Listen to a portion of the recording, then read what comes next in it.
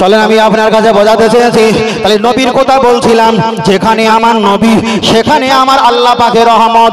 ও বাবাজিরা, আপনাদের কাছে আর একটা কথা বলি, খুব ভালো করে খেয়াল করে শুনবেন।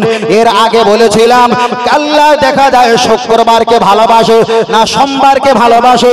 আপনারা বলেছিলেন শুক্রবার, আমি প্রমাণ করে দিয়েছিলাম শুক্রবারকে যদি আল্লাহ এত ভালোবাসে, এতই যদি শুক্রবারে মর্যাদা হয়, সোমবারে আমার নবী মর্যাদাওয়ালা নবীকে মর্যাদা শুক্রবারে না পাঠিয়ে সোমবারে কেন পাঠালো? জবাব দাও বলেছিলাম। এবার আমি আপনাকে বলছি কিয়ামত হবে কি বারে? দাদু ভাই শুক্রবারে, খেয়াল করে গেছে শুক্রবারে। তাহলে বৃহস্পতিবার যখন চলে আসবে আর শুক্রবার পড়ার আগে মাথায় পাগড়ি আর আতর ঘষে উজু করে মসজিদে শুয়ে থাকবো, আল্লাহ আমি তোমার। ঠিক না বেটা? ও বাবাজিরা, আমি আপনাকে বোঝাতে চেয়েছি, আল্লাহ নবীকে জিজ্ঞাসা করা হয়েছে ইয়া রাসূলুল্লাহ কিয়ামত কবে হবে? আল্লাহ নবী বলেছেন শুধু কিয়ামতের বর্ণনা। নবী আমার একটাই কথা বললেন, কিয়ামত কবে হবে আল্লাহু আলাম, তবে আল্লাহ ভালো জানে। 10 তারিখে মুহররমে আশুরাতে আল্লাহ শুক্রবারে অনেক কিছু আল্লাহ ঘটিয়েছে। এই দিনে হলে হতে পারে, তবে ডাইরেক্ট নবী বলিনি এই দিনে আমার আল্লাহ কিয়ামত দেবে। নবী আমার জবাব দিয়ে বললেন আল্লাহু আলাম, আমার আল্লাহ ভালো জানে। বলুন সুবহানাল্লাহ। এবার আমি আপনার কাছে জিজ্ঞাসা করি, ও বাবাজিরা, আমরা তো অনেকে জানি শুক্রবারে আল্লাহ কিয়ামত দেবে। আবার যদি জিজ্ঞাসা করি কত তারিখে, ছেলেরা তো ছট করে বলবে 10 তারিখে। আবার যদি জিজ্ঞাসা করি কি মাসে, ছেলেরা বলবে তো মুহররম মাসে। চলেন আমি আপনার কাছে বোঝাতে চেয়েছি, আগের বক্তব্য কি খেয়াল আছে? নামাজে আল্লাহর কোরআন আছে 2% 2টো সূরা, আর যা পড়বেন সবকটা হাদিস। তাহলে নামাজেও কোরআনের অপেক্ষা হাদিসের সংখ্যা বেশি। তাহলে নবীকে আমার আল্লাহ বেশি বেশি রেখেছে। ওই নামাজটা ঈমানদারদের জন্য মেরাজ। চলেন আপনার কাছে বোঝাতে চাই কিয়ামত কবে হবে। আল্লাহ নবী বললেন আল্লাহু আলাম, আমার আল্লাহ ভালো জানে। তবে আল্লাহ নবী সাহাবারা জিজ্ঞাসা করলেন, হুজুর কিয়ামত কি আল্লাহ দেখা যায় আল্লাহ কি কিয়ামত সকালে দেবে? আমার নবী বললেন আমার আল্লাহ কিয়ামত সকালে দেবে না, সকালে 2 রাকাত আল্লাহর নামে ফজর নামাজ, ফজরের ফরজ নামাজ পড়ার আগে তোমার নবীর দিকে তাকিয়ে 2 রাকাত রাসূলুল্লাহ তাআলা নবীর নামে সুন্নাত আছে। যেখানে তোমার নবী আছে ওখানে আল্লাহর কিয়ামত গজব নাই নাই না। আর একটু জোরে হবে না? হুজুর আপনি একটা বার বলবেন, তাহলে আল্লাহ কি সকালে কিয়ামত দেবে না? আপনার সুন্নাতের কারণে আল্লাহ কি জোহরে কিয়ামত দেবে? আমার নবী বললেন জোহরে আমার আল্লাহ কিয়ামত দেবে না। কেন? জোহরে 4 রাকাত ফরজ নামাজ পড়ার আগে তোমার নবীর দিকে তাকিয়ে 4 রাকাত সুন্নাত নামাজ পড়তে হয়। যেখানে তোমার নবী সেখানে আল্লাহ রহমত, ওখানে কিয়ামত গজব নাই নাই। ইয়া রাসূলুল্লাহ আপনি একটা বার বলেন হুজুর আল্লাহ কি আসরে কিয়ামত দেবেন? আমার নবী বললেন না, আসরে কিয়ামত দেবে না। আসরে 4 রাকাত আল্লাহর নামে ফরজ নামাজ পড়ার আগে তোমার নবীর দিকে তাকিয়ে 4 রাকাত সুন্নাতে গায়ের মুআক্কেদা, তবুও তো সুন্নাত, ওই সুন্নাত আছে। আমার আল্লাহ নবীর দিকে তাকিয়ে ওখানে কিয়ামত গজব দেবে না। ইয়া রাসূলুল্লাহ হুজুর আপনি একটা বার বলবেন আল্লাহ কি রাতের বেলা এশা কিয়ামত দেবে? নবী বললেন না না, রাতের বেলা কিয়ামত দেবে না। রাতের বেলা এশা 4 রাকাত ফরজ নামাজ পড়ার আগে এমনও আমার উম্মত আছে 4 রাকাত সুন্নাতে গায়ের মুআক্কেদা তারা সুন্নাত পড়ে, ওখানে কিয়ামত দিলে আমি নবী আমার সুন্নাতের বিইজ্জতি করা হবে। আমি নবী ওখানে আছি, আমার আল্লাহর কিয়ামত গজব নাই। তাহলে ফজর বেঁচে গেছে নবী সুন্নাতের কারণে, জোহর বেঁচে গেছে নবী সুন্নাতের কারণে, আসর বেঁচে গেছে গেছে নবী সুন্নাতের কারণে, এশা বেঁচে গেছে নবী সুন্নাতের কারণে। শুধু বাঁচিনি কোনটা? মাগরিব। মাগরিব হুজুররা ইমাম সাহেবরা বলে মুসল্লি তোমাদের নামাজ পড়তে হবে। ইমাম সাহেব হুজুর নামাজের কথা বলেছে আর ইমাম সাহেব হুজুর বোর্ডে লিখে দিয়েছে এটা হলো এতটা ওয়াক্ত হলো আজান, এতটা ওয়াক্ত হলো জামাত, এতটা ওয়াক্ত হলো আজান, এতটা ওয়াক্ত হলো জামাত। আবার লিখে দিয়েছে ইমাম সাহেব হুজুর আসরের এতটা পথ থেকে নিয়ে যাওয়া ওয়াক্ত, নামাজ পড়া চলবে না, নামাজ পড়া নিষেধ, এটা সূর্যোদয়, এখানে নামাজ পড়া যাবে না। তাহলে আল্লাহ নবীকে বললেন ইয়া রাসূলুল্লাহ, আল্লাহ যদি সকালে কিয়ামত না দেয়, আল্লাহ বিকালে যদি কিয়ামত না দেয়, দুপুরে যদি কিয়ামত না দেয়, রাতে যদি কিয়ামত না দেয়, আল্লাহ কোন সময় কিয়ামত দেবে? আল্লাহ নবী বললেন আমি বারের নাম বলছি না, তারিখের নাম বলছি না, মাসের নাম বলছি না, আসরের পরে মাগরিবের আগে, ওটাই হলো জাওয়াল ওয়াক্ত। ওই সময় কোন নবীর নামে সুন্নাত ইবাদত কিছুই নাই, নবী নাই, আল্লাহর গজব। আর যেখানে নবী আছে সেখানেই আমার আল্লাহ পাকের রহমত। আর একটু জোরে হবে না? তাহলে এখানে ফের প্রথম থেকে বলেছিলাম জান্নাত পাওয়ার জন্য নেকির প্রয়োজন না মহব্বত প্রয়োজন? ফের বলছি কোরআনে নবী মুসা আলাইহিস সালামের নাম এসেছে অনেকবার, দুটো অক্ষর মুসা, দুটো অক্ষর বললে 20টা নাকি হবে। কোরআনে ফেরাউনের নাম এসেছে 5টা অক্ষর বললে 5 10 কে 50টা নাকি হবে। নাকি কামানোর জন্য ফেরাউনের জিকির করবা, এক হাত সেলাই করতে গিয়ে 5 হাত ছেড়ে যাবে। আমরা নবী মুসা আলাইহিস সালামের নামে জিকির করব, নাকি কম হতে পারে? মহব্বত বাড়বে। আর মহব্বত যদি বাড়ে হাসরের ময়দানে তাদের সারিতে আমার আল্লাহ নবীর ওয়াদা, আমার আল্লাহ ওই সারিতে দাঁড় করিয়ে দেবেন। আর একটু জোরে বলেন সুবহানাল্লাহ। আর একটু জোরে হবে না? আর একটু জোরে হবে না? এতক্ষণ ধরে আমি আপনাদের ওয়াজ নসিহত করেছি 7:30 থেকে 8:30 9 প্রায় 1.5 ঘন্টা কাছাকাছি গেছে নাকি? এখন দরুদ শরীফ পড়িয়েছি একবার পড়াইনি, খুতবা আমি শুরু করিনি, ডাইরেক্ট ওয়াজ শুরু করেছিলাম। তাহলে এতক্ষণ হয়েছে নবীর শানের দরুদ শরীফ পড়া হবে তো? হেলে দুলে মহব্বতে, ও যুবকেরা হবে তো বাবু? মহব্বতে দরুদ শরীফ আল্লাহুম্মা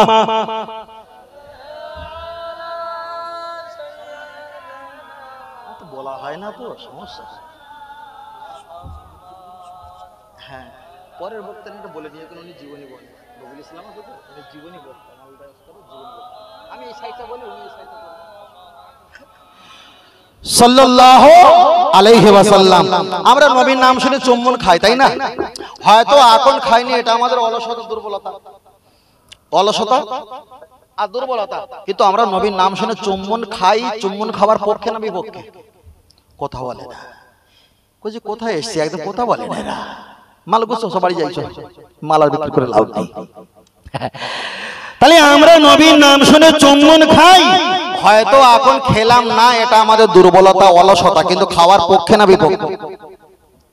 জি জি পক্ষে, খাওয়ার পক্ষে, তাই না? আলহামদুলিল্লাহ ভালো। আবার কে একজন বলেছিল হুজুর নবীর নাম শুনে চুম্বন খাবেন? হ্যাঁ, নবীর নাম শুনে চুম্বন খাই। হুজুর কবার খাও? আমরা কমপক্ষে 3 বার খাই, কমপক্ষে 3 বার খাই। তা চট করে বলছে হুজুর নবী বড় না আল্লাহ বড়? আল্লাহু আকবার, আল্লাহু আকবার। যার ব্যাখ্যা হলো আল্লাহ জিয়াদা সবচেয়ে বড় হয়, আল্লাহ বড়, আল্লাহ বড়, আল্লাহ সম কেউ নাই। তাহলে আল্লাহ বড়, তা বলছে আল্লাহ যদি বড় হয় নবীর নাম একবার শুনে চুমু খেয়েছেন কবার? আমি বললাম 3 বার। তাহলে আল্লাহর নাম তো বড়, তাহলে আল্লাহ একবার বললে কবার চুমু খেতে হবে? কবার? বলে 3 তারিখে 9 বার। আমি তো আল্লাহ বিরাট আকার রেগে যাবে, বিরাট আল্লাহর বিরাট রেগে যাবে। কেন? আল্লাহর নাম একবার বলেছেন, একবারও চুম্বন খেলেন না। আর নবীর নামে একবার বলেছেন, 3 বার চুমু খেয়েছেন। অন্তত আল্লাহকে 3 তারিখে 9 বার চুমু খাওয়া দরকার ছিল। কেন? আল্লাহ বড়। এক কথাটা যুক্তি ভালো, যুক্তি ভালো। চলেন ছোট করে বলছি, যারা শ্বশুর বাড়ি গিয়েছেন বিয়ে করে, শ্বশুর বাড়ি যাওয়া হয় তো? হয় না? আলহামদুলিল্লাহ। আমার দাদু ভাই তো শ্বশুর বাড়ি আর আছে বলে ঠিক নেই, কোন পাতালের তলা চলে গেছে, ঠিক আছে। যাই হোক, শ্বশুর বাড়ি যখন যায়, বিবাহ করেছে নতুন জামাই, বিবাহ করার পর শ্বশুর বাড়ি যখন গেছে, স্ত্রীর একটা ভাই ছিল, ছোট ভাই, দুলা ভাই বলে কাছে ছুটে এসেছে। ছোট হলে শালা বলে, বড় হলে সম্বন্ধী বলে নাকি? ছোট হলে কি বলে? শালাবাবু বলে। আর বড় হলে সম্বন্ধী বলে, একটা ভাষা আমাদের আঞ্চলিক ভাষা। এখন ওই ছোট শালাবাবু দুলাভাই বল জিকির করতে করতে চলে এসে জড়িয়ে ধরেছে। এখন দুলাভাই কি করেছেন, মুখে একটা চুম্বন দিয়েছে। ছোট ভাই, ছোট বাচ্চা, কাছে ছিল ব্যাগ থেকে মানি ব্যাগে 500 টাকার নোট, ভাইকে দিয়েছে। পর্দা থেকে শাশুড়ি মা দেখেছে, খুশি হবে না রেগে যাবে? খুশি হবে যে আমার ছেলেকে আমার জামাই নিজের ভাই হিসেবে ভালোবেসে ফেলেছে, খুশি হবে।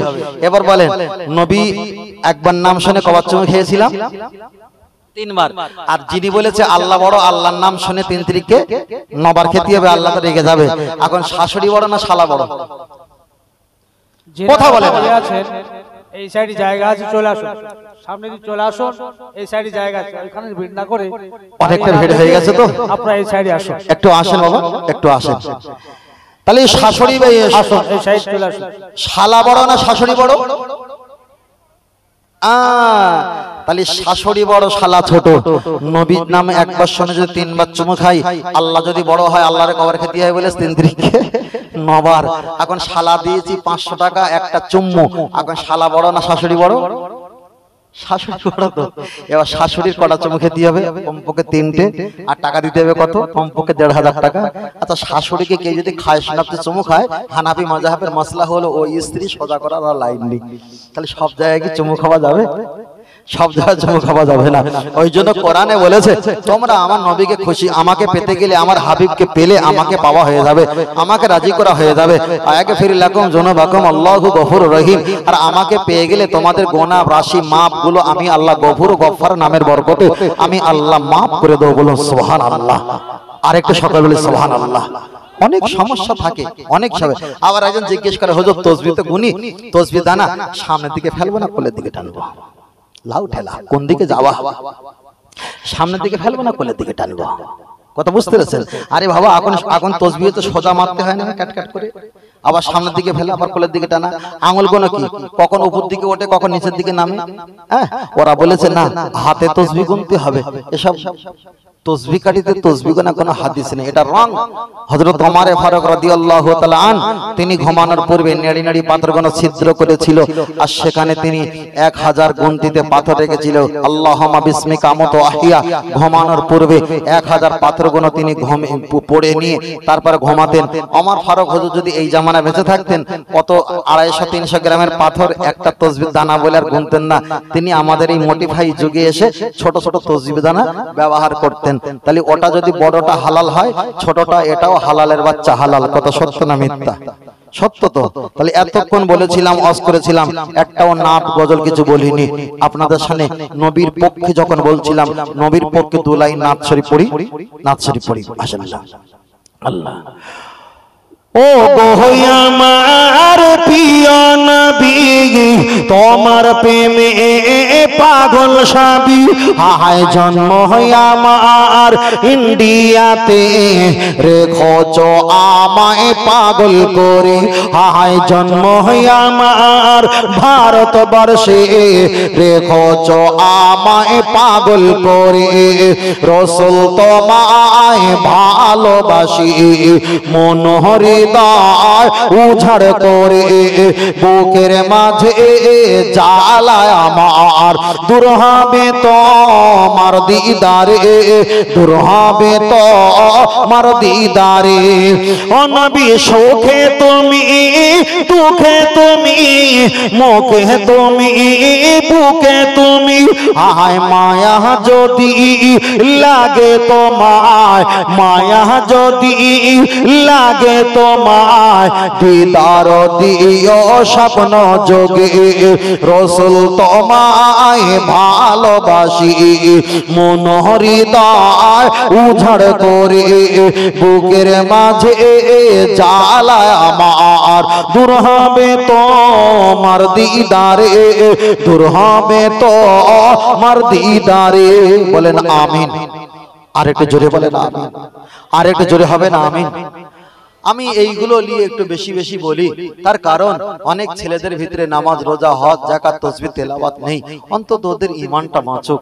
ঈমান যদি বাঁচে, একদিন না একদিন ইবাদত করবে, অন্তত ওরা নাজাত পাবে। ঈমানটা কিভাবে বাঁচবে সেই প্রাসঙ্গিক নিয়ে আমার এত কিছু ছলনা বলনা কৌশল কিছু কথা, ঠিক না বেটি?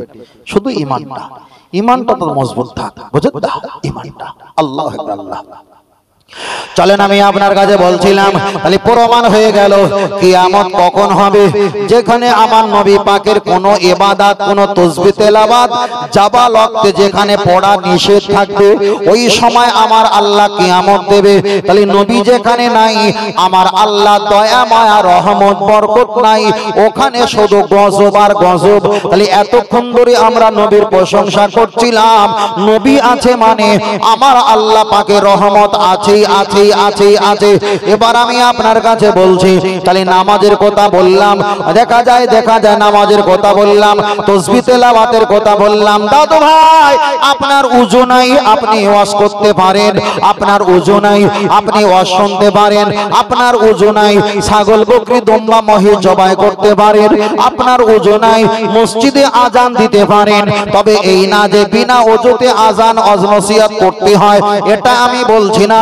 উযু যদি না থাকে কারণ বশত আপনি দিতে পারেন, সমস্যা নেই। তাহলে উযু যদি না থাকে, নসিহত করা, নসিহত শোনা, কিংবা দেখা যায় আজান দিতে পারেন, আপনার উযু নাই, ফারা পায়া দেহি, কবরের কাছে গিয়ে দুটো হাত তুলে মোনাজাত করতে পারেন, আপনার উযু নাই, সালামে কিয়াম পড়তে পারেন, আপনার উযু নাই, লা ইলাহা ইল্লাল্লাহ জিকির করতে পারেন, আপনার উযু নাই, আপনি দেখা যায় আল্লাহর নাম নবীর নাম ধরতে পারেন, আপনার উযু নাই, ছাগল বকরি দুম্বা মহিষ মুরগি আপনি জবাই করতে পারেন, আপনার উযু নাই, আপনি তাবিজ লিখতে পারেন, আপনার উযু নাই, ফাতিহা দোয়া খায়ের পড়তে পারেন, আপনার উযু নাই, সেহরি খেতে পারো, আপনার উযু নাই, ইফতার খেতে পারো, আপনি উযু করেছেন, আপনি জালসা এসেছেন, উযু করেছেন, আপনার পরিবার আত্মীয়র বাড়ি ঘোরাফেরা করেছেন, মনে মনে সন্দেহ হচ্ছে আমি নামাজ পড়বো, উযু আছে না নাই।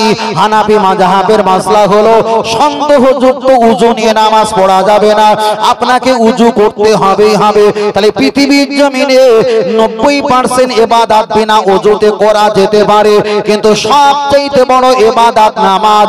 উযু থাকা অবস্থা যদি সন্দেহ হয়, ওই সন্দেহযুক্ত উযুতে নামাজ পড়া যাবে না, যাবে না। এবার আমি আপনার কাছে বলছি, আপনি নামাজ পড়বেন, আপনি নামাজ পড়বেন, আলহামদুলিল্লাহ ভালো। তবে আপনাদের কিবলা পশ্চিম দিক হলো কোন দিকে? এই দিকটা।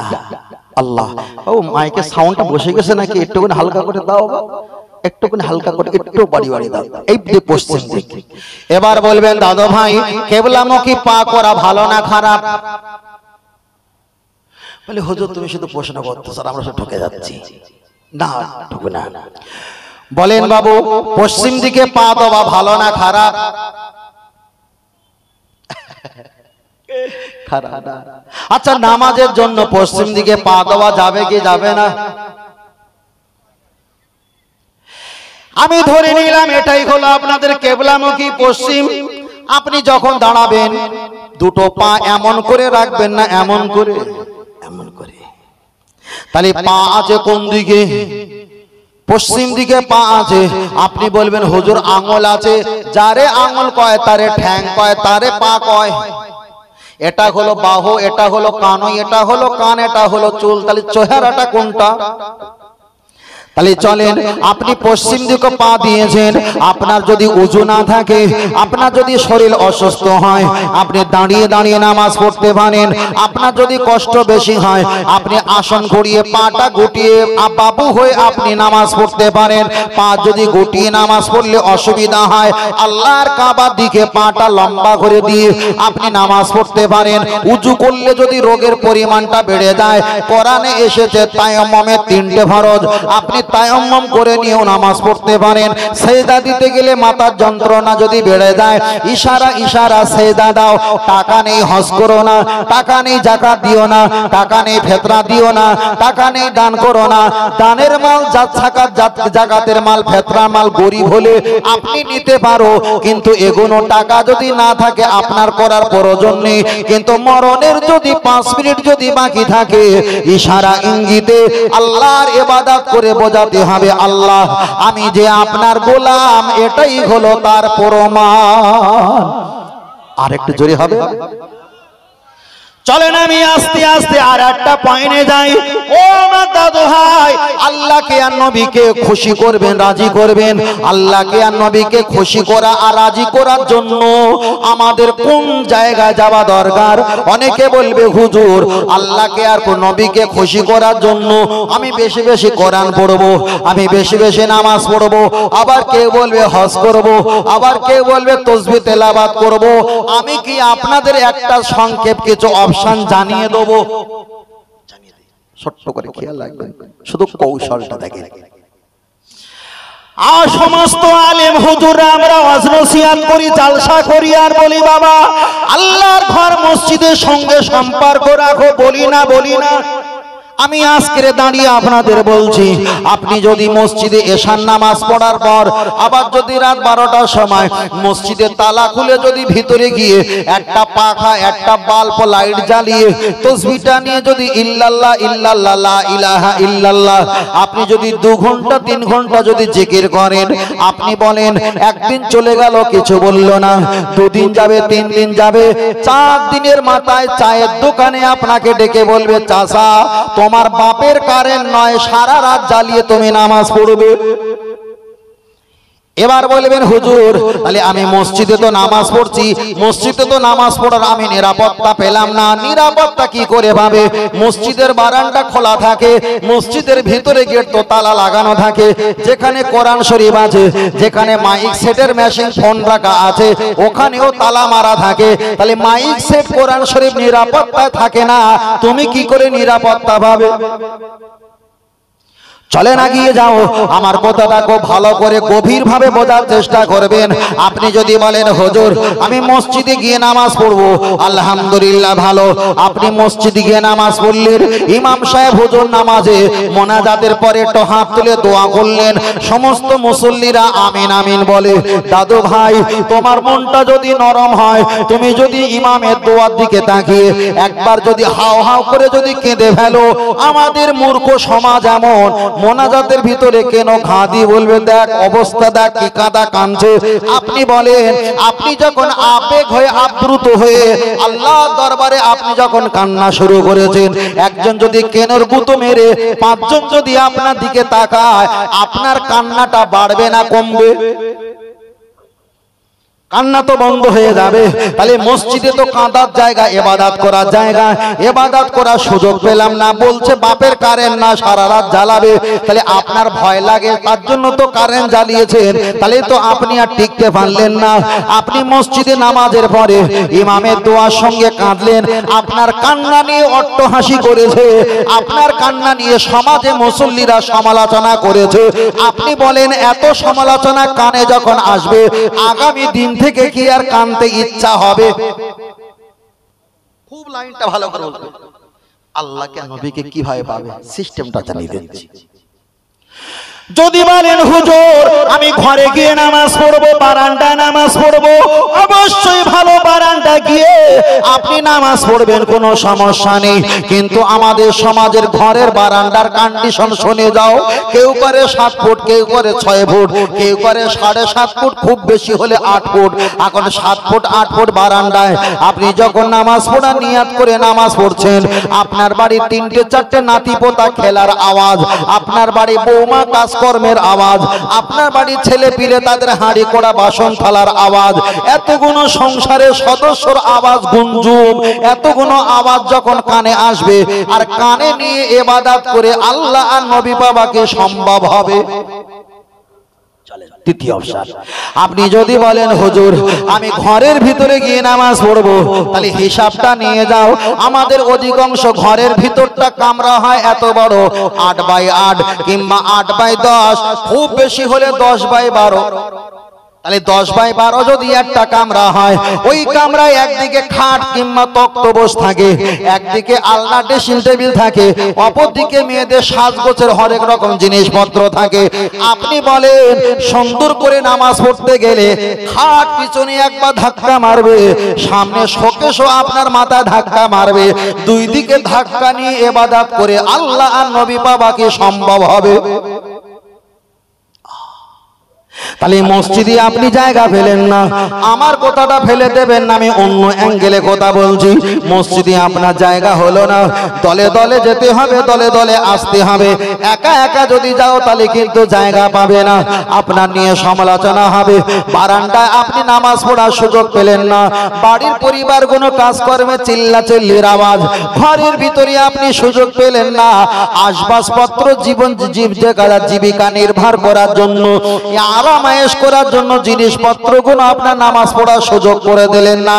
এবার কেমন করে পড়বেন দাদু ভাই, হিসাবটা নিয়ে যাও। ও আমার দাদু ভাই, আমি একজন ফুরফুরা শরীফ মুজাদ্দিদ জামান দাদা পীর রহমাতুল্লাহ আলাইহির মতাদর্শের মানুষ। আমি তানার আল আওলাদের মহব্বত করে আমি পীর তরিকতের ব্যবহার করি, আমিও তরিকা মশকরি বলে আমি আপনার কাছে নিয়মটা বলতে খুব বাধ্য হয়েছে। দাদু ভাই, আপনার 10 কাঠা কিংবা 5 কাঠা ভিটে বাড়ি আছে, আপনি 4-5টা কামরা বানিয়েছেন। একটা আপনার বড় ছেলে বড় বৌমা থাকে, এটা ভালো। আপনার মেজো ছেলে মেজো বৌমা থাকে, ওটাও ভালো। আপনার বাড়ি একটা কিচিং রুম বানিয়েছে, রান্নাশাল বানিয়েছেন, অবশ্যই ওটা ভালো। 2 লক্ষ টাকা দিয়ে টয়লেট পায়খানা ঘর বানিয়েছেন, অবশ্যই ওটাও ভালো। আপনার বাড়ি বাইক আর সাইকেল রাখার জন্য সুন্দর করে একটা কামরা বানিয়েছো, অবশ্যই ভালো। আপনার নাতি লেখাপড়া করার জন্য স্পেশাল তাকে একটা কামরা দিয়েছো, অবশ্যই ভালো। তবে দাদু ভাই, তোমার মাথা কাঁটাল রেখে তোমার বাড়ি পরিবার গুলো খেয়ে নিচ্ছে, এটা কি তুমি দেখতে পাও না? তোমার বাড়ির ছেলে বৌমা জায়গা পেয়েছে, মেজে বৌমা জায়গা পেয়েছে, নাতি জায়গা পেয়েছে, ছাগল বিড়াল জায়গা পেয়েছে, আপনার সাইকেল বাইক জায়গা পেয়েছে, রান্না করা কিচিং রুম জায়গা পেয়েছে, পায়খানা করার জন্য 2 লক্ষ টাকা দিয়ে খরচা করে ওটাও জায়গা হয়েছে। আপনি বলেন দাদু ভাই, তুমি যে বলো আমি বড় ইবাদত করি, আমি বড় নামাজি, মসজিদেও তো জায়গা পেলে না কাঁদার জন্য, বারান্দাও কাঁদার জন্য জায়গা পেলে না, ঘরের ভিতরে আল্লাহর কাছে কাঁদবে তাও তো জায়গা পেলে না। সব তো ছেলে বৌমা নাতি পোতারা ওরা আপনার ঘরগুলো দখল করে নিয়েছে। দাদু ভাই, একটাবার বলবে, তুমি যে আল্লাহকে আর নবীকে খুশি করবে, কোন জায়গায় গিয়ে তুমি কেঁদেছো, একটাবার হিসাব দাও। তবে আমি আপনার কাছে বলবো ভাই, আপনার ভিটে বাড়ির সঙ্গে আপনি একটা ঘর বানাও, আপনার ঘরের সঙ্গে ওই ঘরে কেউ থাকবে না, ওখানে থাকবে টুপি, ওখানে থাকবে হাজি রমাল, ওখানে থাকবে শর্মা আতর গোলাপ, ওখানে থাকবে নামাজ শিক্ষা কোরআন শরীফ, ওখানে থাকবে একটা পানির বোতল, শুকনো বিস্কুট, খাবার মুড়ি থাকবে। আপনি ফজর নামাজ পড়ার আগে, ফজরে ইমাম সাহেব মুয়াজ্জিন আজান দেওয়ার আগে 1 ঘন্টা আগে আপনি উজু পায়খানা প্রসাব করে নিয়ে কিছু খাওয়া দাওয়া পারোটা খেয়ে নাও, আর নইলে 1 ঘন্টা আধা ঘন্টা আগে উঠে আপনি প্রসাব পায়খানা করে নিয়ে ওই কামরা বসে তাহাজ্জুদের নামাজটা আপনি আদায় করে নাও। সেজদা গিয়ে সুবহান রাব্বিয়াল আলা, সুবহান রাব্বিয়াল আলা 3 বার বলে আর বলবে না। এবার বাংলায় আল্লাহকে বলো, আল্লাহ আমার গায়ের চামড়াটা গোটো গোটো হয়ে গেছে, আমার চোখের জ্যোতিটা কমে গেছে, আমার ব্রেন শক্তি কমে গেছে, আমার চুলগুলো পেকে লাশ সাদা হয়ে গেছে। আল্লাহ, আপনার কাছে আমি অনেক কথা বলার ছিল কিন্তু বলার সুযোগ পেলাম না। আমার ছেলে মেয়ে বিয়ে বাচ্চা প্রত্যেকে বাড়ি পরিবার ঘুমিয়ে আছে। ও রব্বুল আলামিন আল্লাহ, আজকে আমি একটা নির্জল একটা ঘর বানিয়েছি, শুধু তোমার কাছে আমার কষ্টের কথা শেয়ার করব, আমার কথাটা আপনার কাছে বলবো। আপনি সেজদা গিয়ে সুবহান রাব্বিয়াল আলা 3 বার বলে বাংলাতে আল্লাহর কাছে কাঁদো আর মোনাজাতের মতো বলে দাও। আবার সেজদাটা বড় হয়ে যাবে, আবার তুমি ওঠো, আবার সেজদা গিয়ে সুবহান রাব্বিয়াল আলা বলে বাংলাতে অনেক কথা আল্লাহর কাছে সবকিছু পৌঁছে দাও। সেজদাটা লম্বা হয়ে যাবে, এমন করে করে আধা ঘন্টা 1 ঘন্টা কাটিয়ে দাও। মুয়াজ্জিন আজান দেবে, ফজরের আজান, তাহাজ্জুদের ওয়াক্ত শেষ হয়ে গেছে, ফজরের ওয়াক্ত আধা ঘন্টা পরে জামাত শুরু হবে। তুমি নামাজ পড়ো, তাসবিহ তেলাওয়াত করো, ওখানে তুমি হাত তুলে আল্লাহর কাছে কাঁদো। তোমার চোখ থেকে যদি পানি জারি না হয়, ও আমার দাদু ভাই, আমি আপনার কাছে বলছি, কথাটা খুব ভালো করে খেয়াল করে নেবে, আমি আপনার উপকারের জন্য বলছি। চোখ থেকে যদি পানি জারি না হয়, 40, 45, 60, 65 বছর হয়ে গেছে, আল্লাহর ভয়তে চোখ থেকে যদি পানি না জারি হয়, আপনি আপনার চোখকে জিজ্ঞাসা করো, ওরে হারামখোর চোখ, তোমাকে প্রতিবার পরিষ্কার করে পানি দিয়ে পরিষ্কার করি, তুমি দেখতে পাও না বলে আমি সানগ্লাস ব্যবহার করি, তোমার কত সুন্দর করে আমি ভালোবেসে যে ব্যবহার করেছি, কত মানুষকে দেখলাম, কত মানুষের কষ্ট দেখে কেঁদে ফেললাম, কিন্তু আজকে গভীর রাতে আমার গোনার জন্য আল্লাহর কাছে আমি কাঁদবো। ওরে চোখ তুমি কি এক ফোঁটা পানি দিতে পারবে না? একদিন কান্না আসলো না। আবার ফজরের নামাজের পর আপনি এসে দেশে নামাজ পড়লেন, তাসবিহ তেলাওয়াত করলেন, দোয়া করলেন, কান্না আসলো না। এক সপ্তাহ চলে গেল, 2 সপ্তাহ চলে গেল, 1 মাস, 2 মাস, 3 মাস, 4 মাস যখন চলে যাবে, এমন করে কণ্ঠ নিয়ে যদি ইবাদত তাসবিহ পড়তে থাকো, এক সময় ফারাফায়া দেহি তুমি যখন হাত তুলে মোনাজাত করবে, তোমার চোখ থেকে যখন কলকল করে পানি জারি হয়ে যাবে। ও আমার দাদু ভাই, আমি তোমার সন্তানের মতো, নাতির মতো।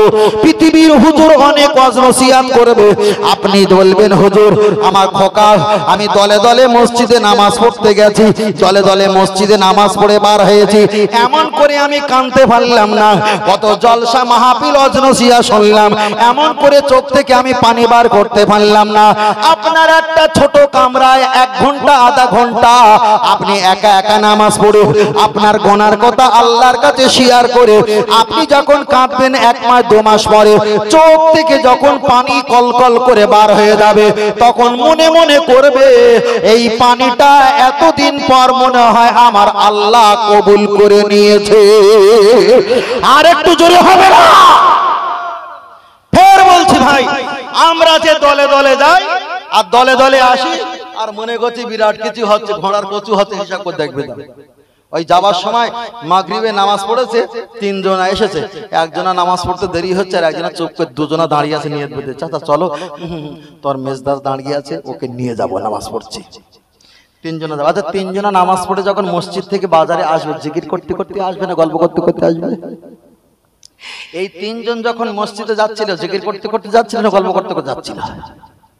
গল্প করতে করতে যাচ্ছিল না? আচ্ছা নাকি আল্লাহর নবীর গল্প করতে করতে যাচ্ছিল না কারোর বাঁশ দোয়া লোবা এই সব গল্প করতে যাচ্ছিল? বাঁশ দোয়া আর নোবা কি হবে? কি হবে?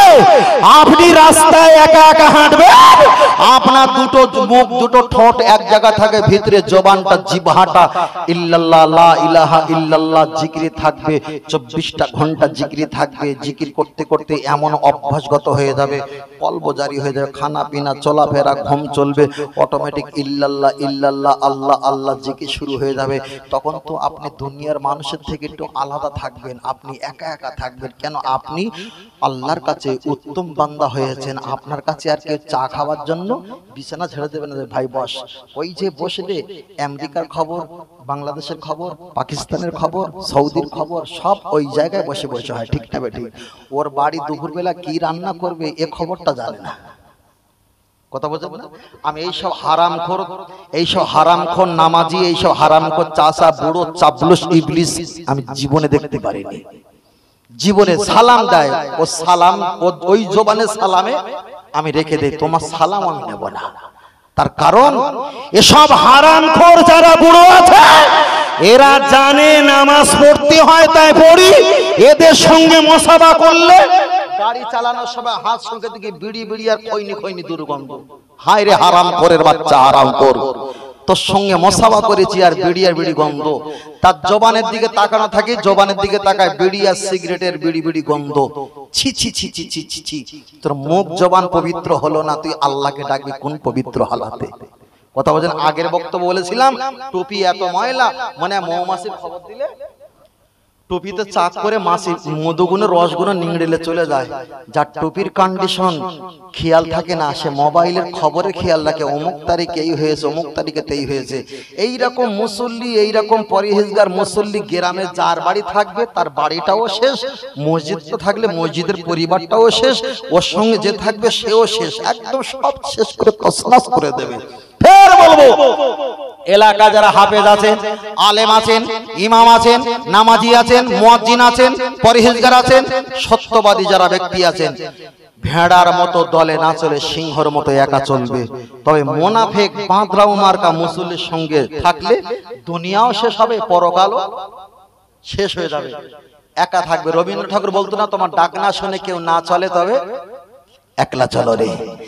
একা একা আল্লাহ পাওয়া যায়, খোদার কসম, একা একা আল্লাহ পাওয়া যায়, দলে দলে আল্লাহ পাওয়া যায় না। আল্লাহর ওলি যারা আল্লাহওয়ালা হয়েছে তারা একা একা কেঁদেছে, একা একা ইবাদত করেছে।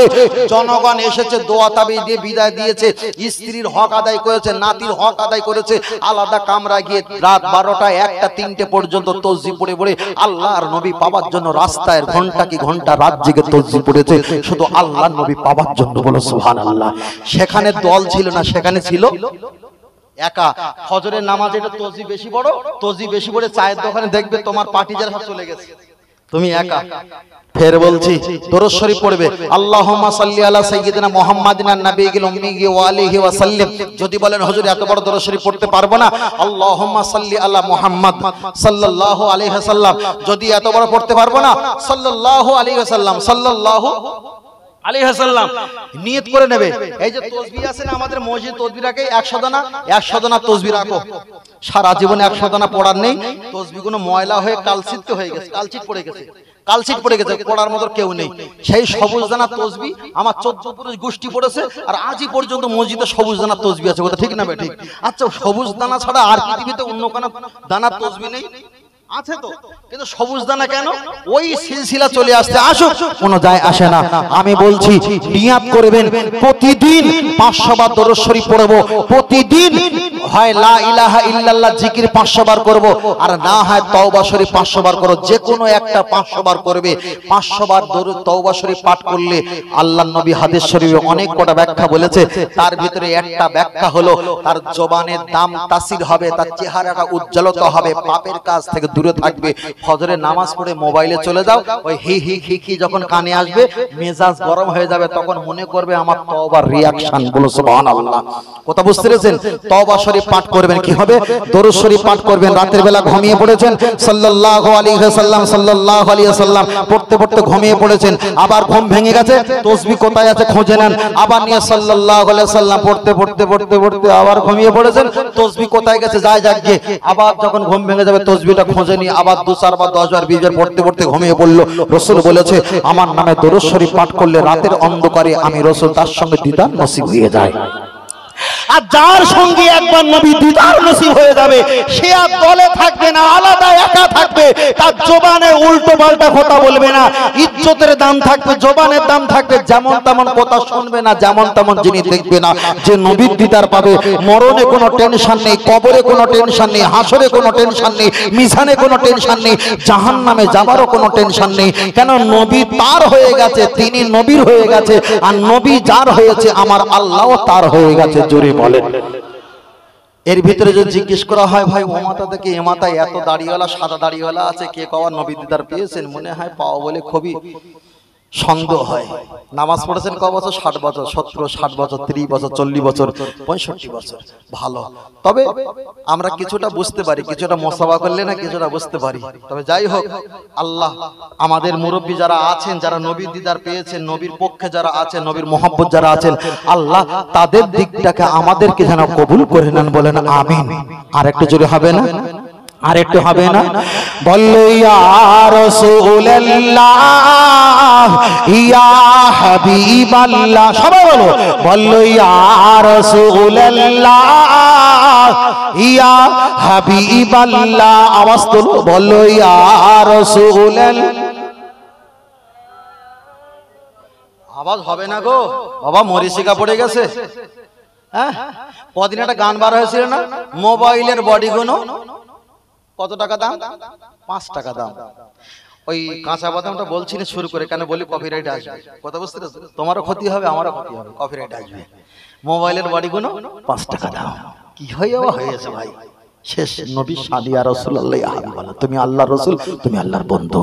বললো ইয়া রাসূলুল্লাহ ইয়া হাবিবাল্লাহ, জোরে জোরে ইয়া রাসূলুল্লাহ। গোলাপ নীলাম, গাধা নীলাম, নীলাম রজনী গন্ধা, মনের সুখে মালা গেঁথেছি সকাল থেকে সন্ধ্যা। তবে একবার দেখা দাও যদি ও গো কামলি ওয়ালা, একবার দেখা দাও যদি ও গো মদিনা ওয়ালা, হাসি মুখে পাঠাবো তোমায় হাজার কি আমের নজরানা। বলো বলো ইয়া রাসূলুল্লাহ, জোরে বলো বলো ইয়া রাসূলুল্লাহ। বাহ,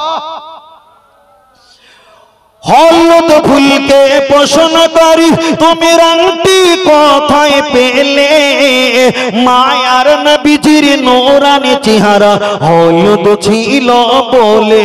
বলো সুবহানাল্লাহ। আর এটা জোরে বলে, আর এটা জোরে হবে না।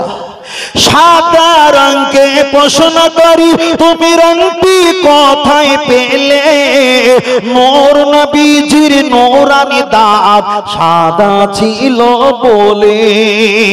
তাই হলুদ সাদার দোকান থেকে তুলে গেঁথেছি মালা, সুযোগ পেলে পাঠাবো তোমায় হাজার কি আমের নজরানা।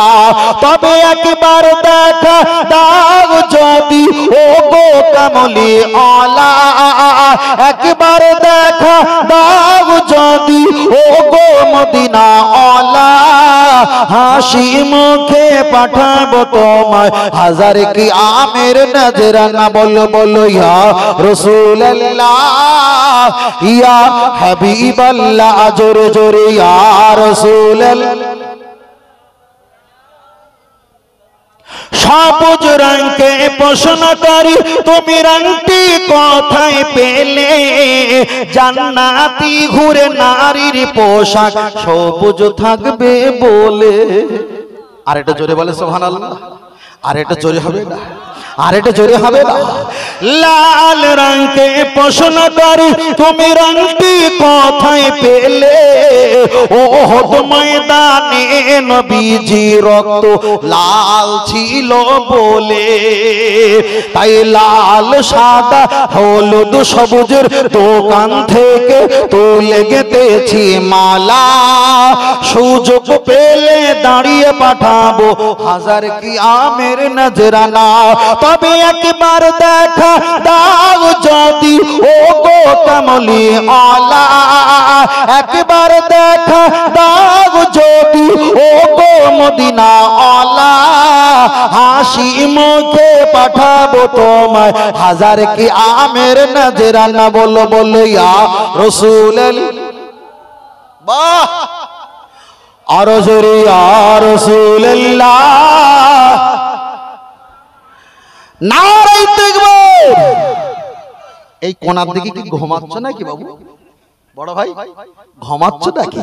সব সজাগ আছেন তো বাবা? আর একটু আমার বড় ভাই, মেজো ভাই, ছোট ভাই একটু মিলে সকলে তাকবীর দেন। নারে তাকবীর। এই যে মুখ ঢাকা, এই যে সাংঘাতিক জিনিস ভাই। আগেকার আমার মুরব্বী দাদু ভাইরা বলতে পারে ভালো, ওই পরের ক্ষেত দিয়ে ক্ষেতের পাশ থেকে যখন গরু নিয়ে যেত একটা মুখে জালি দিত না, হ্যাঁ জালি দিত না, মানে বলছে কি রেগে বলে মধ্যাহ্ন শফিকুলের খেতে মুখ দিবি না তো কখনো, মানে কখনো অন্য খেতে মুখ দিবি না। তাই মুখে একটা জালি মেরে নিয়ে চলে যেত, যা খাবি পার হয়ে গিয়ে খাবি। এখন আমাদের মুখে সর্বসময় জালি হয়, আমরা কি সব খাওয়া দাওয়া শুরু করছি দেখি, বুঝলেন না? আল্লাহ। তবে ফের বলছি ভাই, প্রথম থেকে এই পর্যন্ত যতক্ষণ বক্তব্য করছি একটাও অসামাজিক কথা বলিনি। সব কথা হয় কোরআনের পক্ষে না হাদিসের পক্ষে না সামাজিক পক্ষে, তিনটের ভিতরে যে কোনো একটা অপশন ছিল, ঠিক না বেটি? কোনটাই বলিনি। যদি ফ্রি ফায়ারের কথা বলে থাকি তবুও বলেছি আমাদের প্রজন্মিত পরিবেশকে সৌন্দর্য রাখার জন্য, তাও একটাও বারে কথা বলিনি। তবে এটা ছোট করে বলি, আল্লাহ আল্লাহ একটু জায়গা করে দাও, যাওয়া আসার জন্য একটু জায়গা করে দাও বড় ভাই। হ্যাঁ, অনেকে যাওয়া আসা করে জায়গা করে দাও। হ্যাঁ বাহ, মাশাআল্লাহ মাশাআল্লাহ। অনেক ও জীবনে ও চড়ে মাটি উঠবে না ভাই। আপনাদের উচিত ছিল কি জানো, এই স্টেজ মেম্বারটা ওই মুখ করে দিয়ে এই মুখে দেওয়া হলো, ওরা গেটে থাকতো, ওখান থেকে হতো, ভর্তি না হলে তো ওখানে দাঁড়িয়ে থাকতে পারতো না।